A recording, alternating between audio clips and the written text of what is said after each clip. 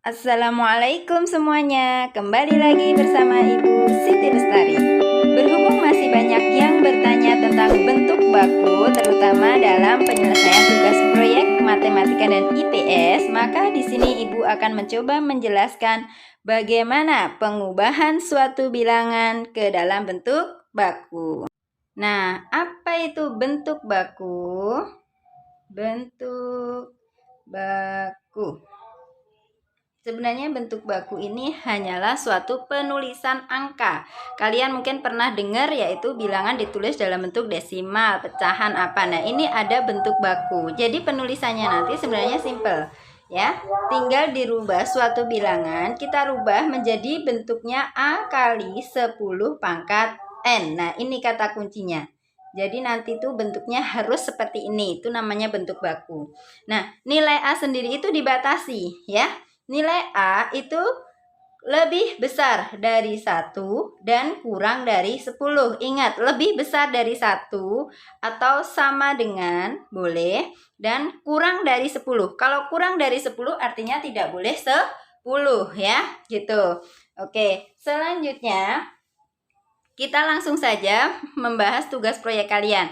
Di dalam tugas proyek itu nanti kalian disuruh untuk ada 2. Yang pertama pelajaran IPS-nya disuruh mencari kepadatan penduduknya. Yang kedua yaitu disuruh mengubah dalam bentuk baku. Yang diubah itu apanya? Hasil dari kepadatan penduduk ya. Ingat, kepadatan penduduknya kalian cari dulu ya. Kepadatan penduduk. Pakai apa? Pakai rumus di IPS. Kalian pasti sudah diajari sama guru mapel IPS-nya ya. Nanti kalian cari. Bu, kalau sudah ketemu bagaimana cara ngubah bentuk baku? Oke, Ibu kasih contoh ya, cara ngubahnya.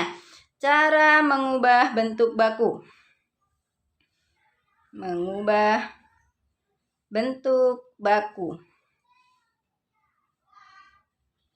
Langsung saja ya, contoh. Seandainya nanti kalian ketemu kepadatan penduduknya itu adalah ada 2.425.000 per kilometer persegi misalkan gitu ya. Nah, ini dirubah.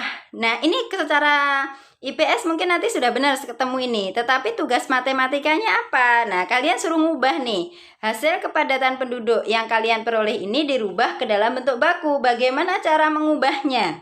Nah, langkah awal ambil A. A itu dari 1 sampai 10, tapi tidak boleh sama dengan 10. Artinya 2.425.000 ini kita rubah menjadi 2, ya. Ambil satu angka saja. Satu angka ya, 2, yang lainnya ditulis 4, 2, 5, 0, 0, 0, 0. Nah, 0, 0 ini perlu ditulis tidak usah karena di belakang koma itu 0 tidak ada artinya, gitu ya. Baru dikali 10 nih pangkat N. N-nya itu kita cari pangkatnya berapa. Nah, dari sini ya, dia tidak ada koma. Artinya, kita menghitungnya urut dari belakang. Dari 2 koma, ini seberapa sih gesernya dari belakang? 1, 2, 3, 4, 5, 6. Artinya 10 pangkat 6. Gitu ya, itu bentuk bakunya. Kalau udah dibuat bentuk baku ini artinya kalian sudah selesai, gitu ya. Oke, itu contoh pertama. Contoh yang kedua, seandainya ketemunya sudah ada koma bagaimana, gitu ya. Misal, Ibu punya hasil kepadatan penduduk ketemunya berapa ya? 6.278,563. Ini hanya misal. Nah, kita sama dengan lagi. Ya, gini ya. Terus, bagaimana cara ngubahnya? Ambil satu angka di depan dulu. Oke, satu angka paling depan itu angka 6. Berarti 6,278. Tulis 278. Belakang koma juga tetap ditulis 563. kali ya. Nah, kita mulai berpikir nih, kali 10 pangkat berapa? Gitu ya.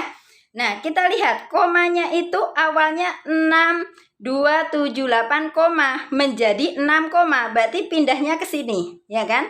Nah, kalau pindah ke sini tuh gesernya berapa? Kita hitung 1, 2, 3. Artinya gesernya 3. Maka di sini 10 pangkat 3. Nah, ini sudah selesai, Nak, ya.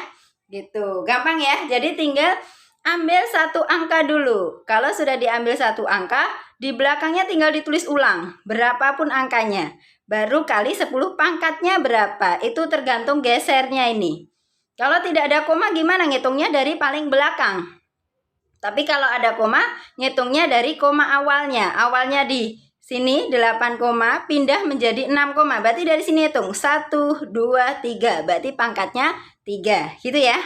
Oke, lanjut. Bu, bagaimana kalau hasilnya 0, bla bla bla bla. Nah, kita tulis lagi contohnya ya. Yang ketiga. Misalnya hasilnya itu 0,748 misalkan. Nah, maka ini juga bisa kita rubah. Tetap ambil satu angka paling depan. Tapi ingat tadi A itu lebih dari 1 tetapi kurang dari 10. Dari 0,000 ini paling depan yang antara 1 sampai 10 siapa? Oh, 7. Berarti ambil satu angka 7, taruh 7 koma. Ya. Di belakang koma ditulis 48. Baru dikali 10, pangkatnya berapa? Gitu kan? Kita hitung. Tadi awalnya ada di sini 0, kemudian geser ke 7 koma. Nah, gini. Kalian perhatikan gesernya ya. Kalau yang pertama tadi gesernya ke kiri 1, 2, 3, 4, 5, 6. Pangkatnya positif 6.